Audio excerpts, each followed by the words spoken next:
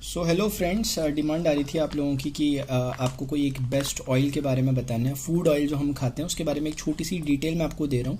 ये बहुत informative video होने वाला है, तो अपने जो भी रिलेटिव्स जिनका आप चाहते हैं कि हेल्थ सुधरे उनके लिए इस वीडियो को जरूर आप शेयर करने की कोशिश करना। लेकिन पहले जरूरी है कि आप खुद समझ लें। देखिए, फूड ऑयल एक बहुत बड़ा एक चैलेंज रहता है कि कौन सा फूड ऑयल हम लें। अगर आप थोड़े से भी हेल्थ कॉन्शियस हैं तो ये एक बड़ी प्रॉब्लम रहती है। जब हम डॉक्टर्स के पास जाते हैं तो डॉक्टर्स हमें सजेस्ट करते हैं कि आप ऑयल को ना बदल बदल के खाएं। ये कभी आपने सुना होगा, अगर आपने कभी आप मिले होंगे किसी जो हार्ट स्पेशलिस्ट होंगे उनके साथ या किसी डॉक्टर से, तो वो ऐसा बताते हैं कि आप अपने ऑयल को, जो फूड ऑयल होता है, उसे बदल बदल के आप खाया करें। उसके पीछे कारण क्या, पहले मैं उसे बताता हूँ, फिर किस तरह के ऑयल से भी मार्केट में चल रहे हैं, कैसे आप पहचान करें ऑयल की। मैं ये नहीं बोलूँगा कि कोई ऑयल अच्छा है या बुरा है, आपको पहचान करना बताऊँगा ताकि आप अपने हिसाब से फिर अपना सजेस्ट कर लें कि कौन सा आपके लिए सही रहने वाला है। देखिए, जो भी फूड ऑयल्स होते हैं उन सभी में फैटी एसिड पाया जाता है। हर ऑयल में जो भी खाने वाला होता है, चाहे वो सोयाबीन का तेल हो या जैसे आप सोयाबीन ऑयल कहते हैं, या फिर वो सरसों का हो, मस्टर्ड ऑयल कहते हैं, सनफ्लावर हो जो कि सूरजमुखी का ऑयल होता है, या फिर अलग अलग तरीके के जो भी ऑयल्स होते हैं सनफ्लावर, वो सभी में फैटी एसिड पाया जाता है। अब इंपॉर्टेंट क्या है कि ये फैटी एसिड जो होते हैं, मैं मोटा मोटा आपको बता रहा हूँ, जितना इतना ज़्यादा टेक्निकली भी नहीं जाऊँगा, लेकिन उतना भी हम सीखेंगे जितना जरूरी है। क्या होता है कि तीन तरह के जो ये फैटी एसिड इसमें होते हैं। एक का नाम होता है सफ़ा, कहते हैं उसे शॉर्ट में, यानी कि SFA, सैचुरेटेड फैटी एसिड। एक होता है पॉली अनसैचुरेटेड फैटी एसिड और एक होता है मोनो अनसैचुरेटेड फैटी एसिड्स। कोई भी अगर आप ऑयल लेंगे ना, उसमें इंग्रेडिएंट्स होते हैं, उस इंग्रेडिएंट्स में ये आपको दिखाई देगा, जैसे सैचुरेटेड फैटी एसिड यानी सफ़ा, पॉली अनसैचुरेटेड फैटी एसिड, और एक होता है मोनो अनसैचुरेटेड फैटी एसिड। अगर आपको स्क्रीन में दिख रहा होगा तो किसी भी ऑयल में अगर आप उठाएंगे, तीनों दिए रहते हैं और उनकी क्वांटिटी कितनी है उस ऑयल में ये भी दी रहती है। वर्ल्ड हेल्थ ऑर्गेनाइजेशन जो एक है, मतलब जो हेल्थ के मामलों को देखता है पूरे ग्लोबल लेवल पे, उसने कुछ पैरामीटर सेट किए हैं कि अब एक आम इंसान कैसे पता करे कि कौन सा तेल है। वो उतनी टेक्निकलिटी में नहीं जाना चाहता, तो उसके लिए उन्होंने डिसाइड किया कि आपके पास सफ़ा, पूफा, मूफा का रेशियो अगर इतना इतना इतना है, जो कि उन्होंने दिया है, आपको स्क्रीन में शो भी हो रहा होगा। अगर वो 24, 34 और 42 यानी इस रेशियो में अगर वो पाया जा रहा है तो वो ऑयल बेस्ट है। अब वो किस चीज़ का ऑयल है ये मैटर नहीं करता, लेकिन अगर उसमें सफ़ा, पूफा, मूफा इस रेशियो में पाए जा रहे हैं तो वो अच्छा ऑयल है। अब आपके मन में एक सवाल आएगा कि ये करते क्या है। तो सफ़ा, पूफा, मूफा का जो मेन वर्किंग है वो बैड कोलेस्ट्रॉल को कम करना और गुड कोलेस्ट्रॉल को बढ़ाना, इसका मेन काम है। क्योंकि तेल से देखिए मेन प्रॉब्लम क्या आती है ना, कि असल में अगर मैं आपको थोड़ा सा बताऊं तो जैसे कोलेस्ट्रॉल की प्रॉब्लम कभी आपने अगर सुना होगा किसी को होती है, तो कोलेस्ट्रॉल में होता क्या है, उसमें कहीं ना कहीं जो आर्टरीज होती हैं, जो धमनियाँ होती हैं शरीर की, उनमें ना फैट जमा होने लग जाता है। फैट जमा होने लग जाता है। दूसरा आपने सुना होगा कि हमारा जो हार्ट रहता है, जो हृदय है, हमारा जो दिल है, वो पूरे ब्लड को पंप करता रहता है, पूरे शरीर में पहुंचाने का काम उसी का है। अब जब वो आर्टरीज में फैट जमा होने लग जाता है तो वो ब्लड को वहां से फ्लो करने में प्रॉब्लम होती है, और यानी कि हार्ट को पंप करने में प्रॉब्लम होती है। और हार्ट जब पंप करने में प्रॉब्लम करता है तो उसी से फिर हार्ट स्ट्रोक्स जो आते हैं वो उसी का एक कारण रहता है। तो कोलेस्ट्रॉल जब किसी का बढ़ता है तो फिर बीपी की प्रॉब्लम भी होने लग जाती है, फिर धीरे धीरे हार्ट्स की प्रॉब्लम भी कहीं ना कहीं इसी से आती है। इसीलिए जो जिनको कोलेस्ट्रॉल की प्रॉब्लम है और जिनका कोलेस्ट्रॉल, जो बैड कोलेस्ट्रॉल है, वो बहुत ज़्यादा बढ़ जाता है, तो अल्टीमेटली जो डॉक्टर्स होते हैं उनकी द्वारा सजेस्ट किया जाता है कि अब आपको एक एलोपैथी की एक दवाई लेनी पड़ेगी। वो होती है स्टैटिन। स्टैटिन नाम की दवाई ली जाती है जब कभी भी ब्लड बहुत ज़्यादा गाढ़ा हो जाता है, तो उसे थिन करना पड़ता है, पतला करना पड़ता है खून को, क्योंकि अगर वो गाढ़ा हो जाएगा तो फिर वो मूवमेंट उसका काफ़ी ज़्यादा रुक जाता है, तो हार्ट स्ट्रोक्स की उससे संभावनाएं रहती हैं। तो कहने का मतलब है कि स्टैटिन जो ली जाती है उसके भी अपने साइड इफेक्ट हैं बहुत सारे। तो एलोपैथी में बहुत जल्दी डॉक्टर से सजेस्ट नहीं करते किसी को कि आप स्टैटिन लें, लेकिन जब स्टैटिन ली जाती है तो फिर उसके अपने फिर साइड इफेक्ट बहुत सारे होते हैं। ये जो चीज़ें मैंने आपको बताई कि सफ़ा, पूफा, मूफा, यही वो चीज़ें हैं जो कि बैड कोलेस्ट्रॉल और गुड कोलेस्ट्रॉल को बैलेंस करने का काम करती है। हम ये नहीं कहेंगे कि कोलेस्ट्रॉल को कम करती है, ये बुरे कोलेस्ट्रॉल को कम करती है और अच्छे कोलेस्ट्रॉल को बढ़ाती है। इस ऑयल की खास बात क्या है कि ये ऑयल है राइस ब्रान ऑयल। अभी कुछ टाइम पहले तक, तो 2-3 साल पहले तक ज़्यादा अवेयरनेस नहीं थी, लेकिन कोविड आने के बाद लोगों में काफ़ी अवेयरनेस हुई। अब लोगों ने इसका नाम भी समझ में आ गया लोगों को कि हाँ ऐसा ऑयल है बाजार में। पहले लोगों को लगता था कि ये कौन सा ऑयल है, कुछ लोग इसे ब्रांड कहते हैं, एक्चुअली ये राइस ब्रान है। ब्रान चावल की जो धान होता है ना, जो ब्राउन राइस होता है, उसकी धान की भूसी को ब्रान कहते हैं, और राइस यानी चावल, तो उसका बना हुआ ये ऑयल है। शुरुआत के माध्यम से आप देखेंगे अलग अलग कंपनियां राइस ब्रान ऑयल निकाल रही है। अब एक आखिरी सवाल आता है कि राइस ब्रान ऑयल ठीक है, देखिए ग्राउंडनट ऑयल जो मूंगफली का तेल होता है वो भी, जो मैंने आपको अभी रेशियो बताया, उनको फॉलो करता है, ठीक है ना। तो 2 तेल फिलहाल ऐसे हैं मार्केट में जो कि अच्छे माने जा सकते हैं, एक राइस ब्रान ऑयल चावल की भूसी का, और एक ग्राउंडनट ऑयल यानी कि जो मूंगफली का तेल होता है। तो एक बात तो समझ में आ गई कि हमें सबसे पहले क्या देखना है, रेशियो चेक करना है, बस एक काम।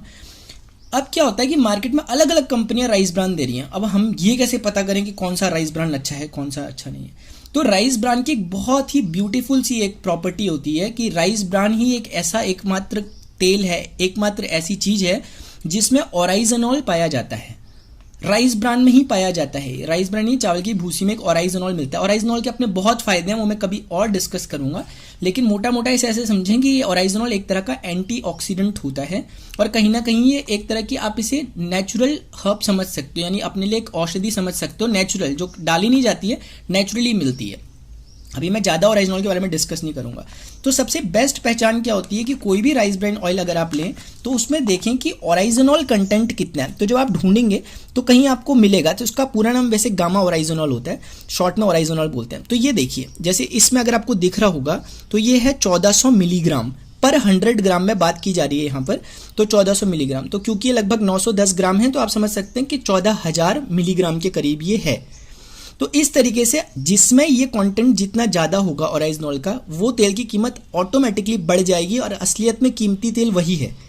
तो मार्केट में भी अगर आप राइस ब्रान देखने जाएं तो आप क्या देखेंगे, उसमें ओराइजनॉल कंटेंट कितना है। अमूमन जो मार्केट में मिलता है उसमें लगभग 1000 मिलीग्राम होता है। तो आप ये मत सोचें कि 1000 मिलीग्राम है, ये 1400 है, तो सिर्फ 400 का फर्क है। 400 का फर्क नहीं है, ज़्यादा फर्क है, क्योंकि ये तो पर 100 ग्राम में है ना, पर 100 ग्राम में 400 का फर्क है। लेकिन आप तो 900 ग्राम ले रहे हो, तो आप समझ सकते हैं कि कितना फर्क हो जाने वाला है।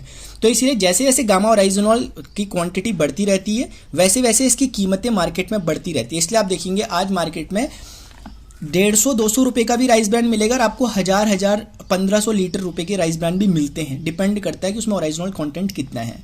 अब जिसकी मैं बात कर रहा हूँ इस ऑयल की, इसमें सबसे मैक्सिमम जो अभी तक मुझे देखने में मिला मार्केट में, सबसे ज़्यादा ओराइजनॉल इसी में पाया गया, और इस कीमत पर जिसमें ये मुझे मिला है। तो एक बात ये है, और छोटी सी कुछ बातें मैं और बता दूं उसके बारे में। ओराइजनॉल तो इसमें है ही, साथ में इसमें टोकोफेरॉल और इसमें है ये है टोकोट्राइनॉल्स। बेसिकली विटामिन ई जो होता है उसी का ये कंटेंट होता है। अगर आप देखेंगे कि टोकोफेरॉल किस में मिलता है, अगर आप सर्च वगैरह भी करें गूगल में कि हमें टोकोफेरॉल चाहिए, यानी विटामिन ई अगर हमें चाहिए तो हमें क्या लेना चाहिए, तो आपको सीधे सजेस्ट करेगा कि आप राइस ब्रान ऑयल को लें। मतलब राइस ब्रान में मिलता है टोकोफेरॉल, और एक पाम ऑयल होता है उसमें ही मिलता है, लेकिन पाम ऑयल का भी फिर अपने नुकसान है। तो अगर हम देखें तो हमें कहीं ना कहीं ये जो इस नाम से ये तेल आ रखा है मार्केट में, health guard physically refined rice bran oil, और ये भी एक अच्छी बात है। कभी कभी लोगों के मन में क्वेश्चन उठता है कि ये रिफाइंड है और हमें रिफाइंड तो नहीं खाना चाहिए, डॉक्टर्स बोलते हैं नहीं खाना चाहिए। आपने बहुत सही अगर ऑब्जर्व किया तो सही ऑब्जर्व किया कि रिफाइंड ऑयल हमें नहीं खाना चाहिए, लेकिन क्यों नहीं खाना चाहिए वो थोड़ा सुन ले। रिफाइंड ऑयल का मतलब होता है कि कोई ऑयल है उसे साफ कर रहे हैं आप, रिफाइन कर रहे हो, ये इसका मतलब होता है। अब होता क्या है कि कंपनी के पास दो तरीके होते हैं किसी भी तेल को साफ करने के। एक तरीका होता है केमिकली रिफाइंड, और एक होता है फिजिकली रिफाइंड। मार्केट में जितने रिफाइंड ऑयल चल रहे हैं मोस्टली 80 से 90% केमिकली रिफाइंड होते हैं। पहचानोगे कैसे? उसमें फिजिकली नहीं लिखा होगा, उसमें सिर्फ लिखा होगा रिफाइंड, यानी कि केमिकल डालकर तेल को साफ किया जाता है। तो केमिकल कहीं ना कहीं तेल को बर्बाद करने का काम करता है, और फिर उसी केमिकल से लोगों को फिर बाद में एसिडिटी जैसी प्रॉब्लम्स होती है तेल से। तो अगर हम रिफाइंड ऑयल ले रहे हैं और अगर वो फिजिकली रिफाइंड है, फिजिकली रिफाइंड का मतलब क्या होता है, जैसे आपने मान लिया चाय बनाई, चाय बनाने के बाद आपने वो जो छन्नी होती है उससे चाय को छान दिया। जैसे आप फिल्टर यूज़ करते हैं, फिल्टर में क्या होता है कि जो भी अशुद्धियाँ होती है वो फिल्टर हो जाती हैं, अपने आप रुक जाती हैं और पानी शुद्ध नीचे आ जाता है। तो इसमें कोई केमिकल नहीं डाला, लेकिन सफाई फिर भी हुई है। तो उसी तरह के प्रोसीजर को यहाँ भी इस्तेमाल किया जाता है। बड़ी बड़ी मशीनें लगाई जाती हैं, उसके द्वारा अशुद्धियों को दूर किया जाता है जो तेल में रह जाती हैं, जो धान की भूसी वगैरह से बनी होंगी, और फिर तेल को अलग से रिफाइन कर लिया जाता है। और ये जो मैंने ऑयल लिया इसका MRP आप देखें 280 रुपीज़ है, 280 रुपीज़ है। और ये मुझे मिला एक RCM, right concept of marketing, इस तरह से नाम से एक RCM की शॉप्स होती हैं, और वो हर जगह नहीं होती, वो मतलब 2-2, 3-3 किलोमीटर के दायरे में होती है, और वो कॉमन शॉप नहीं होती, उसके लिए प्रॉपर एक नंबर वगैरह होता है। जिन्होंने भी आपको ये वीडियो वगैरह शेयर किया होगा उनसे आप इस बारे में ज़्यादा डिटेल पूछ सकते हैं, क्योंकि मैं आपको अगर असलियत बताऊँ, क्योंकि मैं चाहता हूं कि आपको प्रॉपर इन्फॉर्मेशन दे दूं। यहाँ पर कुछ लोग हो सकता है नाराज भी हो जाए, लेकिन मैं आपको प्रॉपरली बता देता हूं कि MRP भले इसका 280 रुपये है, लेकिन ये मुझे जब मैंने अपनी ID से लिया जो वो था 180 रुपीज़ का। ये कुछ इस तरीके से, अभी थोड़ा सा ये रफ हो गया है, यहाँ पर मुझे दिखा कि 180 रुपीज़ का इस तरीके से यहाँ पर इसका ये आता है। कुछ टैक्स वगैरह भी इसमें थोड़ा सा लग जाते हैं, उसके बाद ये प्राइस मिला मुझे। और उसके बाद भी तकरीबन 7 रुपये से लेकर लगभग 20 रुपये तक, मतलब मिनिमम 7 रुपये या मैक्सिमम 20 रुपये खाते में, अकाउंट में आपके फिर बाद में रिफंड हो जाते हैं महीने के अंत में। तो कुल मिलाकर 280 का भले इसका प्रिंट रेट था, लेकिन 180 का मुझे भी मिला। और मार्केट के हिसाब से इसके प्राइस फ्लक्चुएट करते रहते हैं, तो आप जब भी वीडियो देखेंगे उस हिसाब से इसके मार्केट में प्राइस कम या ज़्यादा हो सकते हैं। तो ये डिटेल थी, मुझे लगा कि ज़रूर बताना चाहिए, क्योंकि मुझे भी इसके बारे में जब जानकारी मिली, और अभी से नहीं, हम लगभग करीब 15 सालों से इस ऑयल को यूज़ कर रहे हैं और इसके बहुत अच्छे इफेक्ट हमें देखने को मिले, इसलिए कोशिश की मैंने कि और लोगों को ही बता दूं। वैसे तो बताते ही थे, लेकिन आज सोचा कि वीडियो के माध्यम से, ताकि एक ज़्यादा जनता को पता चल सके इसके बारे में और खुद आप अपना डिसीजन ले सकें। तो ये है health guard physically refined rice bran oil. Thank you so much for watching.